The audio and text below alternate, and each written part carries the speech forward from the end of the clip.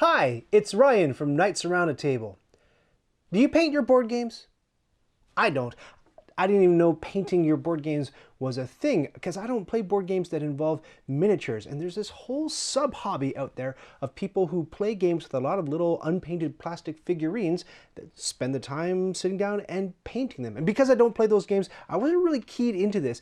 The first time that I kind of cottoned on to the idea that you could paint elements in board games and not miniature or ward games was when I started seeing pictures of people where they painted their Tzolk'in gears. If you remember, I did a how to play Tzolk'in video not too long ago. Check that out if you haven't already. So the gears come unpainted, but some of these paint jobs were just absolutely eye-poppingly gorgeous. And I have to admit, seeing those painted gears, I didn't own the game when I first saw them, but once I saw them painted, I thought maybe that's a game I want to pick up. Years later, the gears remain unpainted today. I'm being a bit disingenuous because I guess I did know that mini painting was a thing. I first found out when I was in art college, one of the best art colleges in the country, I might add, and then I dropped out. And then I went to one of the most horrible art colleges in the country. And there we had a project where we had to sculpt a figure and then paint it. I was super full of myself at the time, as I usually am, and I sculpted what I thought was a complete masterpiece and I painted it. Painting is not my medium at all. I'm no good with it. I prefer markers. I prefer pixels really to paint with. I didn't do a good job on this thing, but the kid who did, the kid who had the best looking thing in the room, it was absolutely unbelievable, and I'd never seen anything painted so fantastically. And it turned out he was a minis painter, and that's where he got all his painting chops. So that was my introduction to it, but I probably put it out of my head because it was a big burst of my ego bubble at the time. So I thought, painting's not a thing. But then I saw the Tzolk'in gears. The things that I would like to paint, if I were able to paint, go in this order, I think, of preference. First, the little items in Tiny Epic Quest. Not my favorite game in the world and not an expensive game, so I think that would be a nice sort of trial run. If I learned how to paint, maybe those would be the first ones I'd tackle. And then probably the Scythe miniatures. We just started into the Rise of Fenris campaign, my friends and I, and that's game 1 of 8. So I know we're probably going to play at least 7 more, and I would love to have some painted mechs and minis to play with in that game. And then probably third on my list is those Tzolk'in gears. And maybe next down, the 7th Continent figurines, I might like to paint those. So I have a list of things that I'd like to paint, but I don't have the confidence to start painting at all. And maybe you're like me. So I went online last year and I asked, if you're like me, where do you get started? And someone recommended this, the Reaper Learn to Paint Kit. And what this promises is to teach doofuses like me, maybe you who have never painted a mini before. It's a step-by-step guide on how to go through it. I thought that sounds fantastic. You know what? Let me get my special close-up camera set up and then we'll open it up and take a look inside. Okay, here it is. The business end of it anyway. Flip it around. It's got little latches. Pop it open. So the very first off the top is this instruction booklet, which we'll take a look at in a second because what we really want to see are what it comes with. And look, it's got 3 miniatures for you to paint. This guy, and this guy. So some sort of warrior, some sort of ogre enemy, and a little skeleton. So you guys go back in the box because I've already taken a look ahead in the instruction booklet and found out that this little guy, who doesn't have a whole lot of paint on him, is the first one that you learn how to paint in the kit. What else do you get? Well, you get a bunch of different paints and you get 2 paintbrushes. But I think the value in this kit really is the book, because the book tells you everything you need to do down to it's really specific. It's like, next step, put this many drops of this paint on your palette and then this many drops of water, and here's how to do that. And it even has pictures, check this out, it has pictures of what the consistency of your paint should look like at different steps of the way. So, I haven't gone through it, but I'm about to, but this looks pretty good. I don't think I could hope for more. Now, before I start painting, please know that this is not what the channel is going to turn into. I'm going to keep talking about board games, of course. And if you're interested in painting miniatures and you want to see somebody who knows what they're doing paint them, there are tons of YouTube channels out there where you can just watch people paint all day long. And the stuff they produce is absolutely incredible. What you'll see here will likely not be absolutely incredible. I'm a novice, perhaps like you. What I hope to show is that perhaps with this kit, somebody as new to the side hobby of painting minis as me can actually get something nice accomplished with this and can learn a couple of techniques and can build up the confidence to go and then start painting this stuff in their $80 games. That's my hope. We'll see how it turns out. The one thing that I have read about this kit that's a drawback, I purchased this by the way, they're not paying me to promote this or anything. The drawback that I heard is that you get all these different colors of paint, but the one that's missing is red. You don't get a red color. So if you're gonna order this, perhaps consider buying a pot of red paint from them as well. I'm gonna put this aside from now.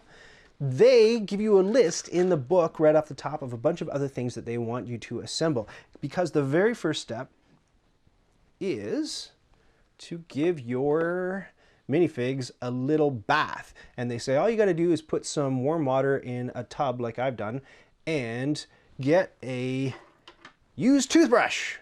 They say used toothbrush. I guess you can use your current toothbrush if you're gross. I mean, I guess it's even grosser if you don't have a toothbrush. But they say just plunk them in here and let them go for a little dip and scrub them off. The reason that you do this step is because I guess during the manufacturing process, the minis get fat. Oh, I just sprayed myself in the eyeball already. Hazard prone. Wear proper eye protection when you're doing this. I was going to say they get crusted with factory filth or dust or whatever. When you wash them off like this, it helps the paint to adhere to the figure. They also said to have paper towels at the ready. Thank goodness I do. You dry your little skeleton off. Aw, aw, little skeleton. It's not adorable at all. I'm gonna put him aside. And even though I'm not gonna be painting these guys in this video, I'm going to, while I've got the water out, I'm gonna give a little dunk to the ogre and to the warrior. Really, since I've never done this before, I have no idea if I'm doing it properly or efficiently. The book just says, splash him in there and give him a good little scrub down with the toothbrush. Maybe if you do this all the time, you're watching me, you're going, oh my gosh, he's not doing counterclockwise brush strokes. What a monster. I'm sure that people will have lots to say about what I'm doing correctly or incorrectly. The book also mentions that sometimes you can get situations where thin parts like the swords or the arrow on this figure can kind of go, and kind of go frowsy. I collect some action figures and you find over time that some things bend a little bit. So they said if that happens, you can run it under or submerge it in hot water, which will slightly melt the plastic a little bit, and then you pull the sword or whatever's drooping back sort of farther than it needs to go, and then it'll sort of ease back into place where you want it to go. And finally, this dude. Forsooth, that's a good scrubbing. I don't know if that's what his voice sounds like. Yeah, you can see this one, this sword is a little bit like, blurb, you know, a little bit curvy. So that might be something I want to go in, you know, if I really care, and I really don't. These are just practice figurines, but I'm sure that if you spend a big pile of money on a really cool mini, then you want it to be perfect. The other thing that they put in the book about these figures, if you're really fastidious, is sometimes you can see the mold line where different parts of the model's connected, and sometimes that can have little burrs on it or can stick out, and you can sand that down. I'm really not that picky at this moment. He's still got some bubbles on him. Anyway, there they are. They're all washed off. Hopefully that's the only time I have to do that. I don't know if they're going to collect more dust in the box that prevents the paint from adhering to them, but I'm going to put those guys back and I'll get rid of this. Very nervous to be playing with water around all my lighting and sound equipment. Ah! And I'm going to forget about that and step in it later. Here we go, skeleton archer. So the other things they say to have on hand in the book, the handy book, are a cup so you can dip your brushes in there. Bloop, got it, with water obviously. They mentioned mixing paint with maybe like some other paintbrush. We do have a lot of paintbrushes kicking around the house because we're a crafty family. So I just grabbed sort of this other junky paintbrush that I can use to blend colors. They say a little piece of plastic to serve as a palette. I stole this from one of my wife's crafty things and she'll probably get very mad at me. So as long as you 6,000 people don't tell her, we'll be fine. And then in order to make it more comfortable to paint the figure, they said you can get something like a pill bottle and you can get sticky tack, which my UK friends call blue tack. even when it's not blue sometimes, which is weird. Oh, Brits, you so crazy. And you can stick it on the top of the pill. I should have checked what these are pills for before I put them on camera. Ryan Creighton, hyper attractiveness, 100 milligrams. I really should have thought that joke through. I don't know what that means. Am I taking pills to become hyper attractive? Or am I taking pills because I am hyper attractive? And what does it mean if the pill bottle's empty? I don't know. Don't think about it. So you put the sticky tack on top of there, and then that's probably way too much. And then you put your figure on top of the sticky tack. You get him stuck there. And then you have a nice big grippy thing to hold on to while you paint. And that's apparently more comfortable. I wouldn't know. I've never done it. What is next? They have a step-by-step guide on how to mix paint. So the very first step is to put on the base coat. So I'm going to do that, speed it up, and then I'll catch you at the next step.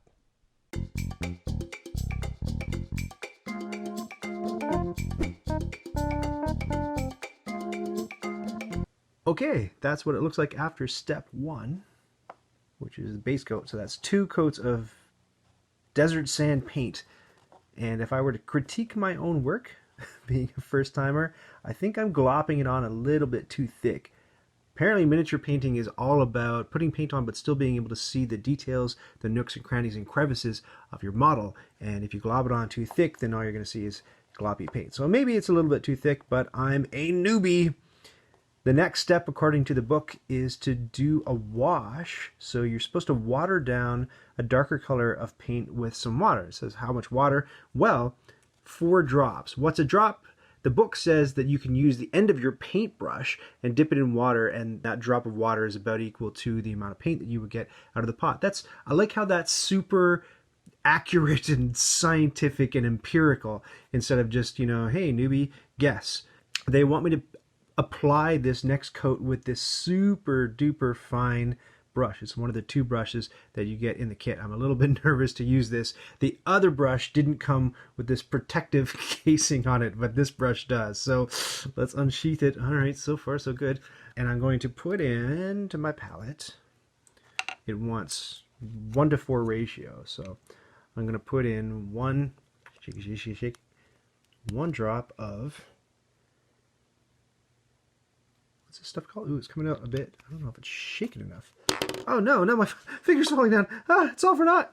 I've destroyed everything. Okay. Oh my gosh. All right. 1 drop of, what's this stuff? Mountain stone. It's still coming up a little bit. A little bit. Here, I'm going to bring that in a bit closer. It looked like I had some strange paint effluvium come out first. Kind of like, like ketchup water. When you go to dress a hot dog and it's just like, oh no, I got the ketchup water. So I got a bit of ketchup water out of here. Okay, here we go. 1 drop. There's 1 drop. 4 drops of water. Now they do say that it depends on the consistency of the paint, how many drops you're supposed to put in. But I'll go 1, 2, 3, 4. Those drops look a little bit small, to be honest, compared to the drop that I got out of the thing. So I'm going to put 1 more on there, and I'm going to use my crummy craft brush in order to, I guess next time I set up this camera, I might not set it up directly in front of my face because I'm having trouble seeing what I'm trying to do. Maybe I'll move it over a little bit so that you can see and I can see. Maybe that's a little bit better. I'll go this side. This side because I'm left-handed. No, but now I have no place to put my hand. Ah, it's so complicated. Here we go. Can you still see? I can still see. The camera's still a bit in my way. Probably can't see the water all that well, but I'll mix that in with the gray. And again, the book is great because it gives you a little picture of kind of like the consistency you're looking for in the paint. And I think this is looking pretty good. So using this little mixture, I'm going to do the next coat of paint and sort of get this into the nooks and crannies of the model so that they show up a little bit better.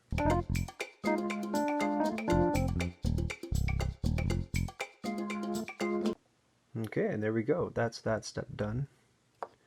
So you can see the wash sort of flowed into the recesses, but it also muddied up the base coat color. So what the book says the next step is dry brushing more of that sand paint, that's the base coat color, onto the skeleton, not into the little recesses and the nooks and crannies where the darker wash paint went, but in the protruding bits, just to get that sandy color back. I was worried as I was applying this darker color that I was sort of muddying up the model and it was looking a little too dingy, but I guess this is the step that corrects that. So the book's telling me to dry brush it, which involves putting as little paint as possible on the brush and just sort of going over lightly over those protruding areas. I will also say that this is very challenging, trying to paint and keep the figure in the shot the whole time and also being able to see past my camera. So if I'm not doing that in those speed motion shots, I apologize. It's my first outing. I'm doing the best I can.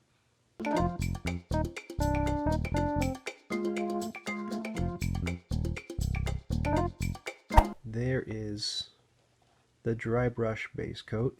I think I'm doing okay. I still feel like I'm putting on a little bit gloppy, a little bit thick. And you professional model painters, or even experienced hobbyist model painters, might be aghast at my workmanship here. But I can kind of see what's going on. It's not as cool as the picture in the book, but it was neat painting the skull of the little skeleton warrior because there's this recess in the side of its skull there that stayed kind of dark even though I painted the base coat, which looked pretty neat. I thought it was cool. So yeah, he's looking good. Is that a he skeleton? Look at the wide pelvis.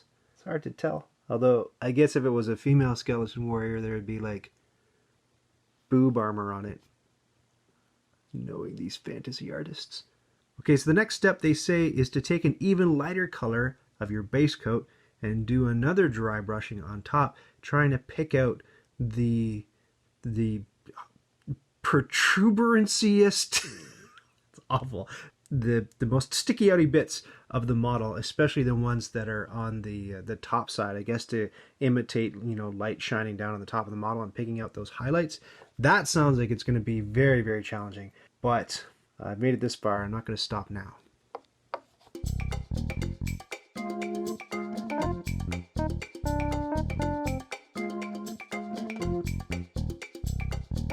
That's the first step that I've done that I'm not all that happy with. I feel like I goofed up a bit.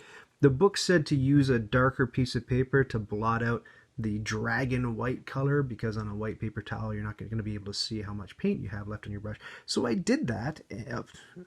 I got a darker piece of paper. I just used the back of the cardboard that came with the brushes because I figured that would be dark enough to see what was going on. So apparently this wasn't cutting it because I thought I would blot it out very nicely. I was rubbing the brush until I could barely see the paint. Then when I got it on the model, it was very, very white. So you see I have a huge pile of white right here on the top of his arm and on this little extra skull that the archer has on the shoulder there. I got it way too white. So I'm going to actually go back and put more base coat on there just to cover up what I perceive to be a goof up. Maybe I have a little bit too much on the pelvis there. It's a pretty shiny pelvis and the kneecaps are glowing. I don't know. I feel like I messed that up. So I'm just going to do a couple touch-ups and then we'll do the next step. Okay, there it is, fixed up a bit. I feel a little bit better than that. Still doesn't look quite as cool as the picture in the book, but yeah, I can live with it. So the next steps, the book says, are to paint all the other things, Step 4, draw the owl. It tells me to start with the ground, and I'm going to paint the bow, and then I'm going to do the quiver and the arrows, and there's some pretty fine detail on those arrows in there. And it's just following the same techniques that they used to paint the bones with. You do the base color, and then you do darker wash, and then you do dry brush base color, and then you do some highlights. So I'm going to do all of those, and then I think the model will be almost finished.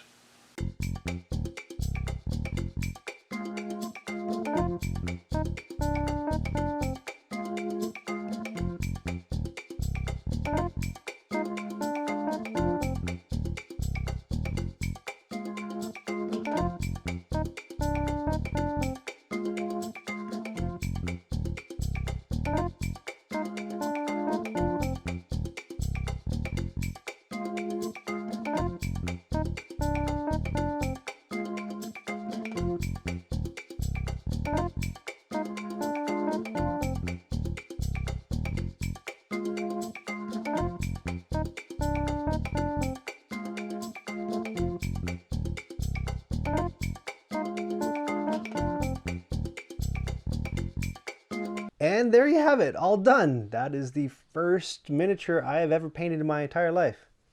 Do a little 360 high-tech lathe shot for you so you can see how it turned out. And by now I'm sure you're wondering, Ryan, how on earth did you ever get into one of the worst art colleges in Canada? A few parting thoughts I'll leave you with on the experience and how I found it. I felt that the wash step, where you've got your base coat on there and then you're painting over a darker color and it muddies it all up and makes it all dirty looking, I felt that a little bit demoralizing. And in a couple of spots, I didn't want to do it because I thought, oh, it looks just fine with, you know, a base color. That's fine. I'll leave it like that. But I persisted. I did the wash against my better judgment. And you know what? I'm really glad I did. I'm really glad I went through all the trouble to do all the extra steps rather than just put a base color on, because I think it looks way better. And one cool thing I didn't even notice, that especially with the bow, I thought, what's the point? It's just like a ramrod straight bow. Nothing's going to be interesting about that. Why am I bothering doing a wash on this? And it wasn't until I did the darker color wash and then put highlights on it that I actually realized there's like a wood grain texture on the bow, which I thought was really cool. All these little details that the sculptor put into the model don't really even show up, and you can't appreciate them until you put the trouble into painting them the proper way, the time-consuming way. I don't know. Sometimes though, I did find that the wash was a little bit runny and I wasn't quite careful enough with it, and it bled into areas that I already painted, down by the leg where the wash from the bow ran all over the bone that I'd already painted. You also have to be careful with brushes. They give you two brushes, like I said. They give you a flat one and a round one. And the flat one, I misread one of the instructions right off the bat when I was supposed to be dry brushing, and I thought that I was supposed to stipple. Do not stipple, because you'll wreck your brush like I just did. And now the bristles don't meet anymore, so it's really hard to get that nice tight edge on the brush anymore for when you're trying to do details. I feel like I kind of messed up this brush. I feel pretty bad about it. The book's suggested technique of adding water to thin out the colors, it said to dip the end of the brush in the water and dab it in there to get a drop on there. I found that the drops coming off the end of the brush weren't big enough to match the drop coming out of the paint bottle. And it does say make sure that the drop is big enough, but I found it took 2 and sometimes 3 hammers of the end of the brush to get a big enough drop of water to match what was coming out of the bottle. So careful of that. And another point on water, I was using the water that I was using to clean the brushes, and the more I did that, the more I got dirty water of different pigments mixing with my paints. That's not a good plan. So ideally you'd have 2 waters. You'd have your water for dabbing and cleaning your brushes in, and your separate water for thinning out your paints. And really, I think it would be handy to have that clean water in an eyedropper so you can actually get actual drops out of it, maybe the same size as what's coming out of the paint bottle. Some pigments I found in the paint pots were runnier than others. I painted a little bit of dark brown accidentally on the arrows above the quiver, and I thought, oh, it's no big deal because I'm going to be painting over it with another color. But the lighter brown was too thin to cover that up, so I had to do a couple of little fixes there. And the blue especially was much thinner than the other colors, so you have to watch that. If I had just thought, oh, I'll paint the entire thing brown and then I'll go in later with the blue and paint the fletching, feathery parts on the arrow, I forget what it's called, I would have been up a creek without a paddle, because the blue is too runny and watery to overpaint a color like brown. So overall, figure painting is not for people with bad eyesight. It's not for people with Parkinson's or arthritis in their hands. It's not for people prone to seizures or people who have just had multiple cans of Dr. Pepper like I have. It's not good for people who live on fault lines, but I can definitely see the appeal of it. Somebody told me it was relaxing. I think it is. I'd have a better time without the camera blocking my view and without having to, you know, keep everything in shot. I think I may have caught the bug, and I think that this book and this product has given me enough confidence. I don't even know if I need to paint these 2 other figures that come with the kit, because I feel like I'm confident enough to go into my $30 Tiny Epic Quest game and paint those items, maybe my $80 side game and paint the minis.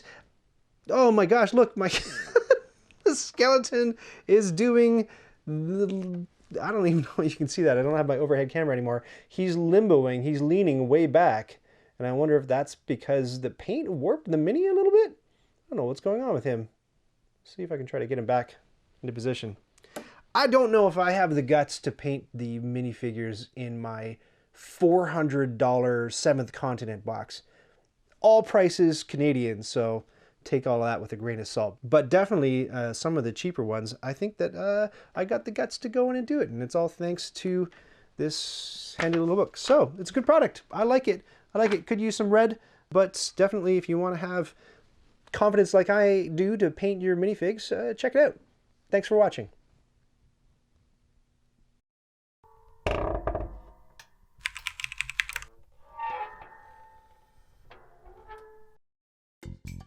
Did you just watch that whole thing? Oh, hey, to 100% this video, click the badge to subscribe and then click the bell to get notifications when I've got new stuff.